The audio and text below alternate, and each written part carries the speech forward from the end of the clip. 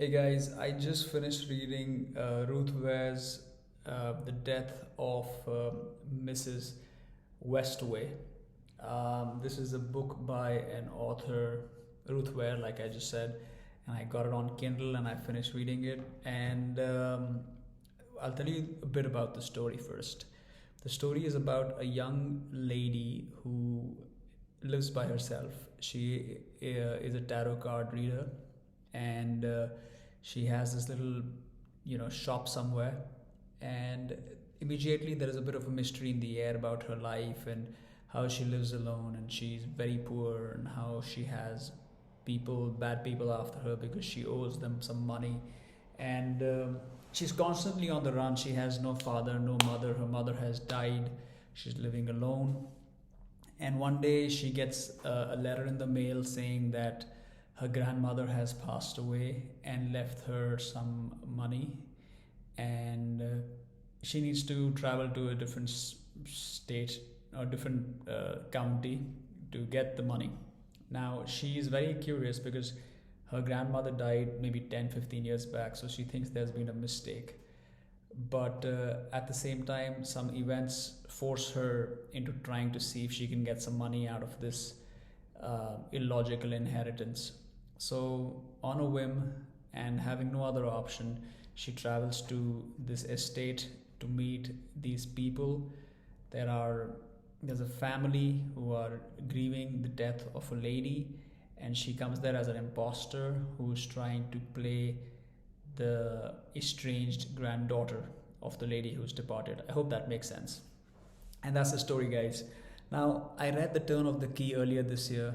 When I say earlier this year, I mean maybe 2 months back, and absolutely loved it. Maybe the best book I've read this year. And having read that, I read some critical reviews of The Turn of the Key, and I found that people said that this book is definitely something better. So I had to read The Death of Mrs. Westaway. And I'm kind of glad I did, because Ruth Ware is a great author. I think she knows, her art. However, there is a similar symphony in all her books, and I'm beginning to see that after reading 2 books, and a similar storyline and similar kind of characters, and it's a bit formulaic for my liking. I would give this book 3 stars. It's not a bad book. I would give it 3 stars out of 5 stars. And this was the 22nd book I read this year. I've been very slow with my reads. This is the first book I read in August. Today is August 24th. So do I recommend Ruth Ware's The Death of Mrs. Westaway? Not really. I think you can skip this book. If you want to read something by Ruth Ware, you should probably read The Turn of the Key. I think that's kind of a better book. So yeah, it's a 3-star book. I liked the storyline. I liked the first half, but towards the last quarter, I really couldn't wait for it to finish because I took so long in reading it.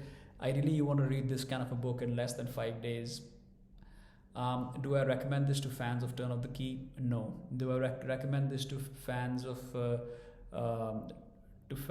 mystery books? Maybe. You can read it, but it's a very average mystery book, but not much to dislike here. Thank you for watching my video. This was a review for The Death of Mrs. Westaway by Ruth Ware. She's an English author. Go check her books out. She's pretty good. Now, as to what I will read after this. Frankly, I'm excited. There is a book called Educated by Tara Westover. I might read that. And there's another book called The Cabin at the End of the World by Paul Tremblay. I might read that.